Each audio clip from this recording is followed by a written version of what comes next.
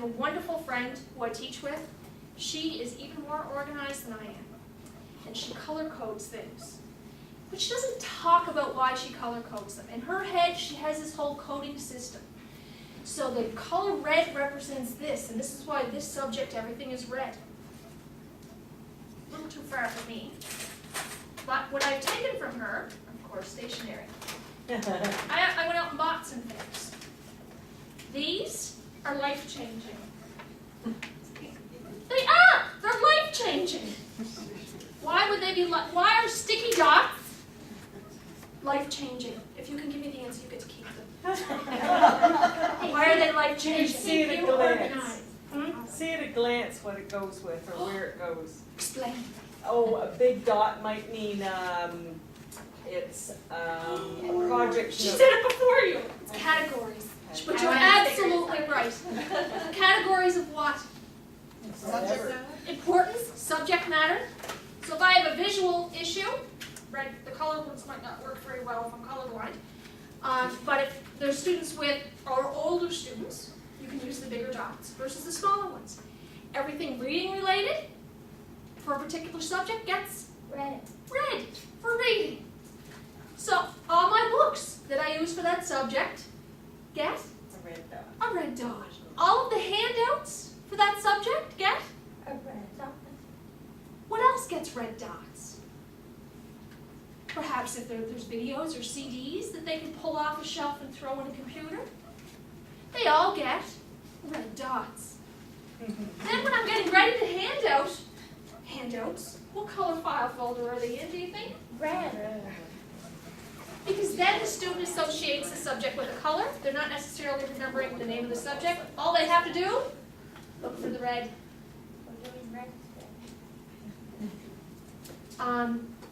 You can also teach them to do the same thing. So as they're organizing things in their binders, they might be using, yes, I know, I have an issue, file folders. Basically these are portfolios in the proper color. So even as they're putting things in their own binders, they use the same color scheme. So as they're looking at handouts, they have dots on them, then they even know what to put these in. I have an issue with purple, that's why I thought about it.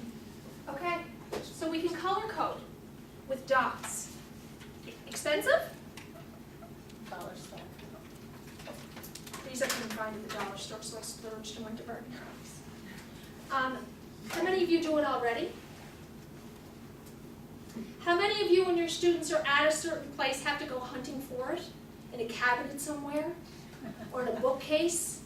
Or under a desk in a box? On the floor? Why? Because there's not enough space. I'm good at bookshelf. Could you just lay things out in categories? But if you had the dots on them so the student knew what subject they belonged to, you know, even if you got excited and then even wanted to put numbers inside the dots to indicate if it's at, you know, Unit 1 or Unit 2 or Unit 3, or if it's done, if things are done by steps, step 1, step 2, step 3, you could do that with the bigger ones and write on them. Difficult? Time consuming for you? A little bit, probably a lot in the beginning. But not as much as labeling things. Fancy labels, or photocopying on colored paper. You don't need to use colored paper. Buy some dots. Though it might even save you time if you're making Word documents like on the computer, just make a red circle on your computer and then, you know, it's something that you just copy and paste in or whatever, and then it's there and you don't really have to worry about it. But then you need a color printer. Oh, well, yeah, I guess. Anybody cheap or can't afford to go buy dots, get a red pen. Put a right circle a dot on there. Right? Or a red marker. That all works too. Okay? Other easy ways, these are lovely little fellows. These are post-it note flags, and these are a really great size for when I'm reading. So, I'm going to pick red, because we're talking about, let's pretend red is along the language arts line, communications, English, whatever we're calling it. As I'm reading through a book, where I've left off in the book, I can take this and mark the exact paragraph or word. So be it. So when I come back in the next time, have to necessarily go back and reread where I left off. I automatically know. That's if you have a book, same book for everybody, or same book per person, right? Communal books, write names on them. Or initials on here, it's big enough. I've done it. I also use this with my agenda. So I have an agenda basically that has the day broken down by time. Instead of flipping through the agenda to find my page, I have one of these marking off today's date. And at the end of the day, I just take my sticker off and slap it on the next day. So I don't have to flip through it to find it. I just look for my flag, open it right up, and there I go. What are some other ways you can use these? I use the flags for marking when I'm reviewing work, Mhm. areas that I want my students to look at. Mhm. Flag it. So they're yours. Any other ways you can think of to use them? These are similar to, these are all paper, basically same principle. These are a little easier to write on. A lot of my students use these when they're reading, when they have questions. So they might grab one of these from the table, slap it on as they're reading something they have a question, write the question on here and then keep going. And then when they're finished, especially if they can't get me at that moment, they just grab me and say, oh yeah, when I was reading this paragraph, I had this question. Because I have a little note here, and now I know what the question is. So that works really well for that. Anybody else use these? People have got sets of documents, I tag the top corner, just keeps. What do you mean sets of documents? If I have like a set of readings, like a series of readings, and I have them in sets, so if I have somebody working through a set of readings, I mark their set, and I give them out one at a time so that they don't race through all of them, right? So I have so-and-so, so-and-so, just about, oh, thank you. What are some other ways that you help your students build organization skills? What are some things that you do to help them? I really hope you have the conversation about what skills they have and build on what skills they already have, and don't start from a deficit model about what they don't have, right? So we start by saying, what do you organize well? I'm sorry, anybody who's a mom is starting off with some pretty strong organization skills if they can get themselves to a building to attend a class after their children are already in school. Because they've done a lot of organization before they've ever walked in your door. Because usually they're dressed. Usually they're showered maybe. Usually their children are dressed. And their children probably either have lunch or money for lunch. Their children are out of school. So they've managed to organize a child enough to get them off to somewhere and then gotten themselves somewhere.